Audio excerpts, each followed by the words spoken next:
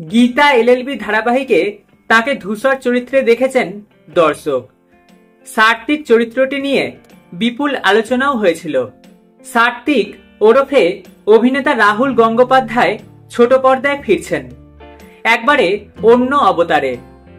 অভিনেত্রী সুদীপ্তা রায়ের সঙ্গে জুটিতে দেখা যাবে তাকে। অভিনেত্রীকে শেষ দেখা গিয়েছিল ফেরারি মন ধারাবাহিকে। নতুন কাহিনীতে এক কীর্তনিয়া চরিত্রে দেখা যাবে সুদীপ্তাকে।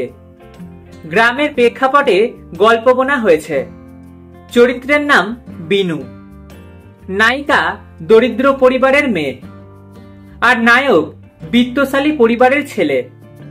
ক্রিস আর বিনুর দেখা হলে ঠিক কি হবে, সেই কাহিনী বলবে এই নতুন ধারাবাহিক।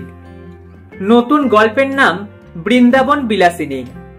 বাংলা টকিজ প্রযোজিত এই ধারাবাহিক সম্প্রচারিত হবে সান বাংলায়।